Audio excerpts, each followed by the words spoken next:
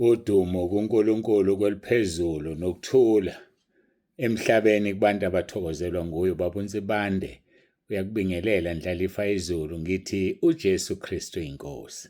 Siyambonga uNkulunkulu wethu kakhulu, siyamdumisa abangcwele. Akekho njengaye futhi akekho ofana naye. Hayike sibonga usuku lwanamhlanje emva kuka-3 days simbonga uNkulunkulu ngalokho asenzele khona ngempela sonto. Kusasa-ke ngokugcinwa inkosi siyahlangana eBhamshela. eBhamshela siyahlangana khona ngokugcinwa inkosi. Sizobona-ke ukuthi kuhamba kanjani, kodwa uNkulunkulu sesikubekile konke kuye ngoba yena akahluleki. Insuku ezimbili, umgqibelo, kusasa inkonzo zimbili, ibisiba yodwa Sunday. Ngeviki elilandelayo uma ngingaphazami sisemyudeni komunye umzalwane, inkonzo yokubonga ngomgqibelo. Bese kuthi-ke ngesonto sizobe siseNyukhasela, eNyoni Khahlela, ngesonto ngokugcinwa inkosi ebrentshini entsha yaseNyukhasela. Sizobe sikhona ngokugcinwa inkosi. Siyambonga kuNkulunkulu nokho, muhle uNkulunkulu wethu, muhle ngendlela emangalisayo. Ayike ngibuka ukuthi-ke angiguqe sithandaze. Engakathandazi ngithanda ukusho ukuthi kwenzeke njengoba ngisho. Baphumile abantu njengoba ngithe bazophuma. Bavele bafaka ama-emoji-ke khona bezothini, bethi bakhishiwe. Bezothi bakhishiwe, bavele bayigaxela ama-emoji. Kanti ekuyifakeleni kwaba ama-emoji bebenzani? Bebephuma. Bakhona abayiphumele nje, khona bagaxa ama-emoji. Angazi ukuthi ngisebenze isikhathi esingakanani ngibhekene nabantu bama-emoji bakhishwa. Hayi lo ngisho kancane nje. Kuyeza la uzothi uma usufaka i-emoji uphuma ungabisaphinde ubuye. Uphuma ungabisaphinde ubuye. Usizwa abangani bakho bakuthumelela iy'nkonzo ukuze ukwazi ukuhlala, uNkulunkulu akusize. Angazi-ke ngoba usuphumile kwi-umbrella yekhaya lezwi, futhi uzobe usuphumile kwi-umbrella yasentabeni. Angazi-ke nami lapho. Ithathe kancane nje indaba yama-emoji, kodwa ngelinye ilanga uyoyisola ukuthi ufana nobani. Educate-ana abantu bafowethu, bafundiseni ngama-emoji abantu enibafakayo. Ngiyacela bafundiseni, ngoba uSathane uzosebenzisa ama-emoji ukuqeda igroup. Kanti futhi asizukwazi ukubekezelela ama-emoji ngoba sithi asifuni iphele. Ayikho into engapheli esemhlabeni. So vele kuzohamba uNkulunkulu aliqede ikhaya lezwi kukabili. Ngenzeka aliqede nje noma aliqede ngoba sesihlwitha sekhaya ezulwini, kodwa lona lizophela ngoba ayikho into epermanent emhlabeni. Kodwa owenza izwi likaNkulunkulu uhlala ingunaphakade. Engingakwazi ukuthi i-protection uzoyithola yini usukhishiwe ekhaya lezwi? Uzoyithola yini? Ayike ngicela ukuguqa ngithandaze, siqhubeke nenkonzo yethu. uJesu Kristu uyinkosi.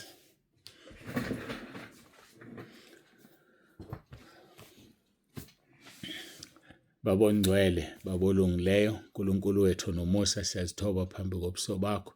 Siyabonga Nkosi ukusithanda kwakho, siyabonga Nkosi konke osenzele khona. Sinikela kwena lolu suku, sinikela kwena lenkonzo, sinikela kwena uqobo lwethu. Khuluma-ke Nkosi uzambule. Izolo uthe singukukhanya kwezwe. Siyacela Nkosi usisize silikhanyisele izwe ngoba lisebumnyameni. uJesu Kristu inkosi. uJesu Kristu inkosi. uJesu Kristu inkosi. Amen.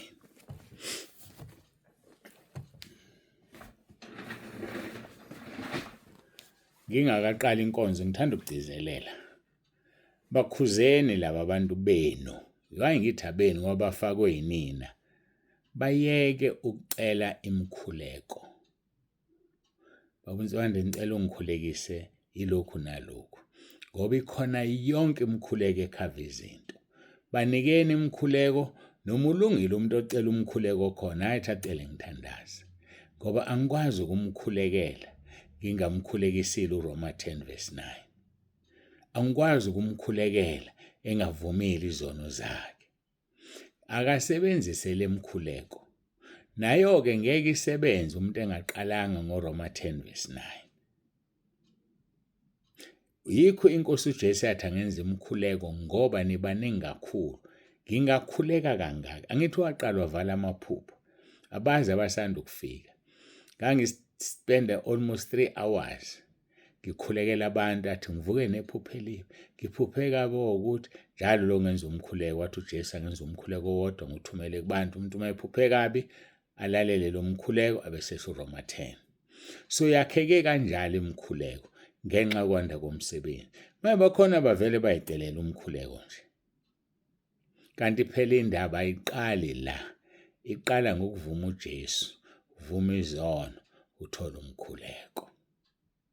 Ake bengidlula nje lapho ngendlu akudlulwa ngendlu yakhiwa. Sifunda kuMathewu chapter 5 uverse 14. Nina nenkukhanya kwezwe, umuzo wakhe entabeni ungesitheke. Awusitheki vele umuzo osentabeni, siukhanya kwezwe. Lithi izwi lenkosi zithobeni phansi kwesandla sikaNkulunkulu ukuze aniphakamise. uNkulunkulu ufuna umuntu ozithobile abese yamphakamisa. Mawuzithoba uzophakanyiswa. Duma umhlaba wonke ngoba uzithobile. Kodwa lithi oziphakamisayo uzothotshiswa. Ngiyambonga ke mina kakhulu uNkulunkulu wangipha inkonzo yokuthoba. Wangipha inkonzo yokuthoba, ngiyambonga kakhulu. Ngiyathandaza futhi ukuthi aqhubeke angithobise. Ngiyanicela nani ningithandazise ngihlale ngithobile ngoba manje ngaphakama uzosuka uNkulunkulu kumina. So ngikhulekise nje ukuthi inkonzo yokuthoba iphile kimi, ngihlale ngizithobile ngaso sonke isikhathi. Ngiyambonga ngoba kube kuya ngendlela enenza ngayo ekhaya lezwi. Ngabe kade kwaphela ukukholwa kwami. Kodwa uNkulunkulu sangisiza kuze kube manje. Ngakho-ke ngiyacela. Yabona indlela enike ningiphathe ngayo. Ngeke ukholwe ukuthi ngicabanga ukuthi abantu abangaphezulu ka5 ekseni bese bethumela ama-messages. Bazi kahle ukuthi akuthunyelwa ngoLwesihlanu. Uma ngikhuza abanye bathi bayaxolisa. Bazi kahle ukuthi ngathi ungaxolisi ngoba ukuxolisa imessage. Kodwa uyasho ukuthi uyaxolisa. Ngifuna ukusho lento. Uma uxolisa ngosuku olu-wrong, wokwazi ukuthi awuxolelwe. Wokwazi ukuthi awuxolelwe. Ngoba uxolisa ngosuku olu-wrong, wephula umthetho. Uma lifika usuku lwakho lokuhamba, wephule umthetho, ngeke ungene ezulwini. Ayisithatheni seriously. Ngeke ungene, mhlawumbe acabanga ukuthi abantu kuyadlalwa. Nginaso isikhathi sokudlala, ngidala kabi manje ngaka. Ngeke ngidlale ukukholwa. Uma kuthiwa ungathumeli ngoLwesihlanu, uMgqibelo neSonto, ungathumeli. Mawusuthumelile ukhohliwe, ngikuthumelela ivoice note esho lokho. Abese phendula umuntu athi angazi ukuthi uxolisani manje ngoba uyaqhubeka nokona kodwa uthi uyaxolisa. Hayi bafowethu. Masifuna ezulwini asiphile umpilo, senze kanjalo. Nina nenkukhanya kwezwe. Izwe lisebumnyameni lidinga ukukhanya kwethu. Umuzo wakhe entabeni ngeke usitheke. uNkulunkulu uthi asizithobe yena uzosiphakamisa. Uzosiphakamisa. Uzokuphakamisa wena zithobe. Ngoba ngaphandle kokuzithoba ngeke uphakanyiswe uNkulunkulu. Uzophakanyiswa uSathane and it will be for a very very short time. Ngenxa yokuthi uzophakanyiswe uSathane. So wena ufuna ukuphakanyiswa uNkulunkulu. Ake siyobona ke siqhubeka nokuthi nina nenkukhanya kwezwe. Ngithinte uverse 14 kuphela. Ngifuna ke sibuke indaba yokukhanya lapha kwabasePhilip chapter 2. KwabasePhilip chapter 2. Ngizoqala kuverse 12. Khumbule sisuka kuverse 11 wodumo othi uJesu Kristu inkosi. Nezilimi zonke zivume zithi uJesu Kristu inkosi. Nokho ke siqala kuverse 12. Isiluleko sokuqaphelisisa ukusindiswa. Qaphelisisa ukusindiswa isihloko saleyo ndaba. Ngakho ke bathandiweyo bami, njengalokho nilalele ngezikhathi zonke kungesikho nxa ngikhona kuphela kodwa ikakhulu manje nxa ngingekho fezani ukusindiswa kwenu ngokwesaba nangokuthuthumela. Fezani ukusindiswa kwenu ngokwesaba nangokuthuthumela. Ungamjwayeli uNkulunkulu. Ungamjwayeli nje uNkulunkulu. Musumjwayela, musufuya isono, umjwayele uNkulunkulu. Ngoba uzofika njengesela ungazelela kuthatha kuphonsa esihogweni. Kuzoya ngokuthi ufe unani, ufe uphethe ini. Uma ufe uphethe isono esihogweni, ukuthi usumkhonza uNkulunkulu iminyaka ewu-20 doesn't work. Akusebenzi lokho. Okusebenza ukuthi ufe ubambeni, ufe ubambe isono. So-ke uthi uverse 12, ngakho-ke bathandiweyo bami, njengalokho nilalele ngezikhathi zonke, kungesikho nxa ngikhona kuphela, kodwa ikakhulu manje nxa ngingekho, fezani ukusindiswa kwenu ngokwesaba nangokuthuthumela. Ungathi uPawulo wabhala le ncwadi ahola umoya kaNkulunkulu, ungathi wayenegroup ka-WhatsApp, kanti cha wayingenayo. Uma ethi fezani ukusindiswa kwenu ngokwesaba nangokuthuthumela, ngoba uthi nilalelile ngezikhathi zonke, kungesikho nxa ngikhona kuphela, noma ngingekho nilalelile. Kanjani na ngoba uyababhalela incwadi, uyabancoma ukuthi balalelile. Mina angazi nina noma niyalalela yini, ngoba mina nginibhalela incwadi, ngisebenzisa isimodern. Isimodern into yanamhlanje ngithumela uWhatsApp, social media. Ukuthi niyangilalela ngikhona, ningilalele noma ngingekho, ngoba nithola ivoice yami.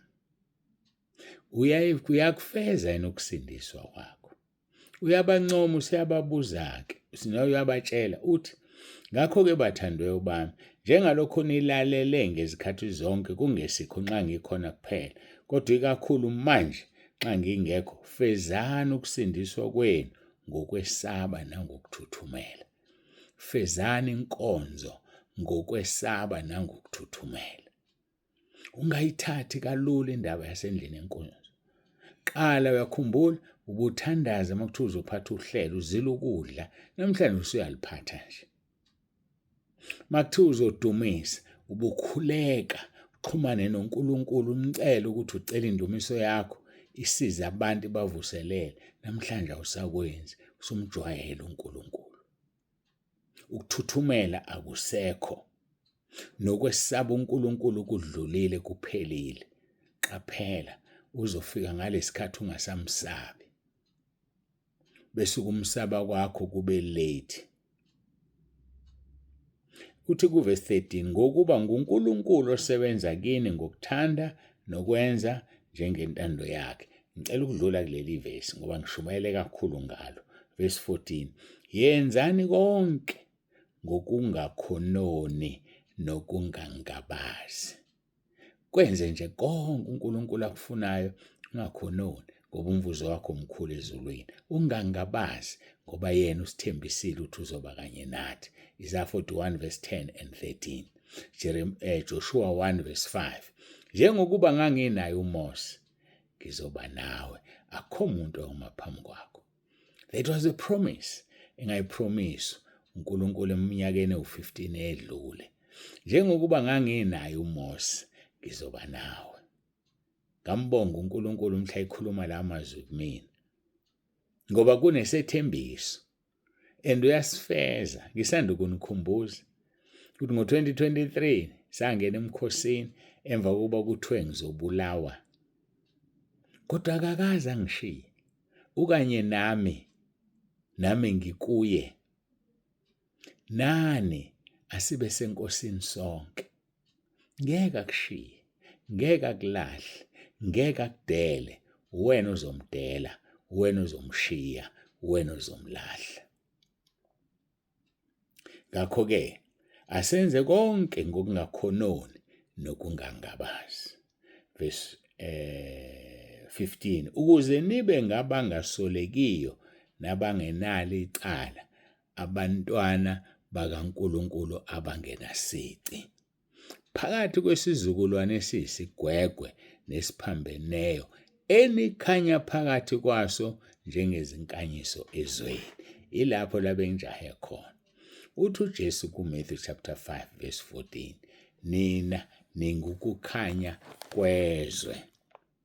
Umuzi wakhe entabeni ungesitheke. Umpostoli Paul ehola umoya kaNkulunkulu ongazange ahambe noJesu siqu.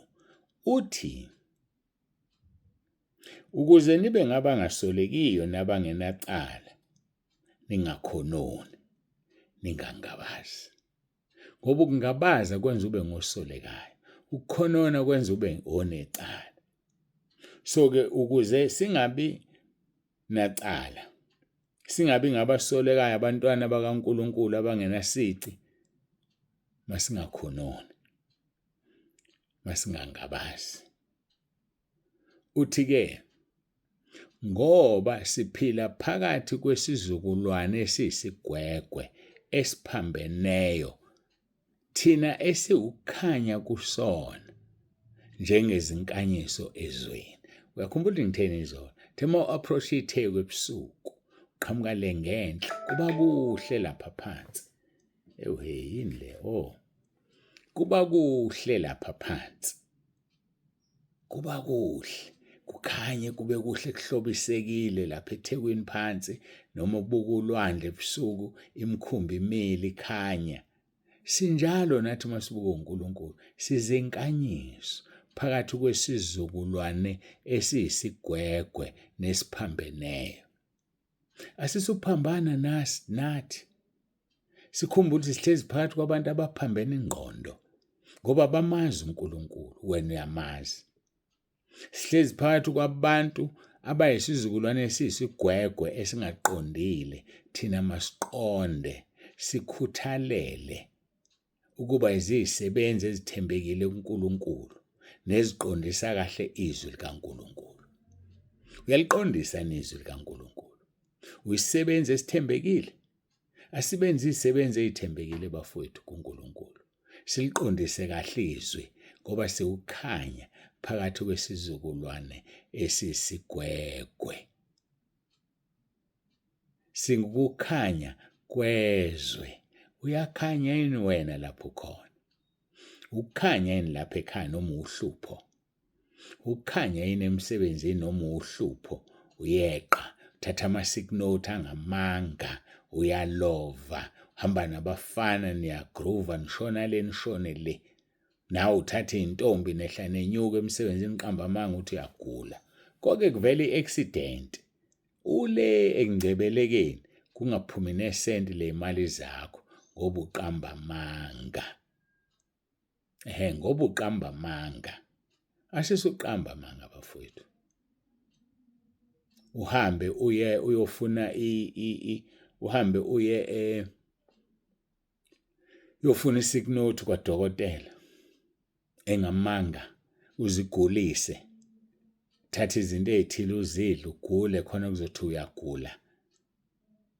Banye badla usawoti bawuthatha bawufake phansi kolimi ukuze i-temperature ikhuphuke kuthiwa umuntu uyagula. Ngadlaleli lapho. Luyeza usuku luvutha njengeziko. Bonke abaziqhenyayo nabenza ukuba lizobashisa lingabashiyeli impande nagatsha. So thina esesikhanyisiwe izwi likaNkulunkulu esingukukhanya, asikhanyise ezweni. La ngihlezi khona, I need to shine. Uma usekhaya lezwi kodwa ungakhonzi entabeni, khanye ebandleni lakho, baze baxoshele ukuthi uyaguqa, baze baxoshele ukuthi uthi uJesu Kristu uyinkosi, kodwa khanya, ngoba njengoba wena ulimele iqiniso. Ngimangalile, uzwile ngimangalile ukuthi khona abantu abathi akukho eBhayibhelini ukuthi akuguqwe makukhuleka. Labo befundisa abama-fly by night, abangalifundile izwi. Yikho ngini-encourage, hambani eBible College nofunda. Kuzokusiza lokho ukwazi ukucubungula izwi lenkosi, uthole nokufihlekileyo kwenkosi. Ngoba uMoya oNgcwele uzokusiza to discover those things. Asimkhonzeni uNkulunkulu wethu, asihlaleni kuye. Kumnandi, kuyahlaleka. Kumnandi ukuhlala kuye. Kakhulu kunomphumela omuhle ngoba noma yini uyithandayo, uyicela, uyayinikeza. Usho njalo John chapter 15 verse 7. Hlalani kimi namazwi ami ehlale kini. nocela nikuthandayo nikwenzele. Bafowethu, asikhanyeni phakathi kwesizukulwane esiyisigwegwe nesiphambeneyo sibe izinkanyiso phakathi kwaso. Umqhele wakho lo ezulwini. Hayi-ke Baba uNsibande ndiyavalelisa. I'm signing off. Ngicabanga ukuthi inkonzo ngeke sisayithola kuze kube bhamshela kusasa ngokugcinwa inkosi masisaphilile. Sizothola inkonzo yasebhamshela ekuseni kusasa ngo-9. Angiyazi network yakhona kodwa ngicabanga ukuthi ngeke sikwazi ukuba live. Kodwa olokhu uchecka nje uchecka. Kusentabeni khona kodwa kuthe kuba sesigodini la indlu yakhiwe khona. So kusangaba idonse, kusangaba ingadonsi, angazi nami. Ngiyafisa sibe live. Ngizozama nje ukuphatha onke ama-network wami. Ngiyafisa sibe live kodwa angazi noma sokwazi ukuba live. Mangibona siyahluleka ngizokwenza ivideo ngi-uploade late mase sifikile lapho sizolala khona ngoba sizama ukuthi ngenxa ye-network sihambe solala endaweni network ezoba khona ukuze sikwazi u-upload inkonzo. Ake asimbonge uNkulunkulu kakhulu, siyambonga uNkulunkulu abenani, uNkulunkulu anigcine, siyanithanda nje emakhaya. Siyanithanda futhi angazi kanjani kodwa siyanithanda ngoba uJesu uthe izwe lokwazi ukuthi ningabafundi bami uma nithandana. Masithandaneni bafowethu, hayi ngothando lomjolo, asithandaneni ngothando lukaKristu. uJesu Kristu inkosi. uJesu Kristu inkosi.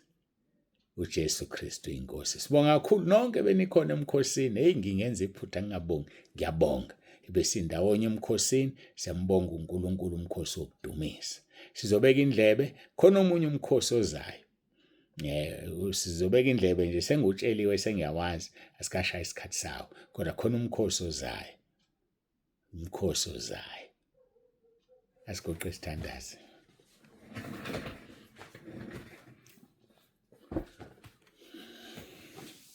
Baba, egameni lomfelo wethu uJesu ophilayo, uNkulunkulu wethu nomusa, siyathoba phambi kobuso bakho, siyakubonga ngakho konke osenzele khona. Ngiyacela uNkulunkulu wami nomusa ube kanye nathi usifihle edwaleni linguwe. Sifihle edwala laphakathi. Udumo lonke lungo lwakho lokufanele, izikhathi zingakabi bikho namanje kuze kube phakade. uJesu Kristu inkosi. uJesu Kristu inkosi. uJesu Kristu inkosi. Amen.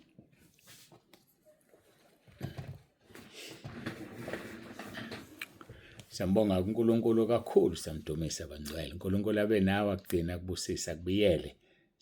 Baba uNsibande uyavalelisa. uJesu Kristu inkosi.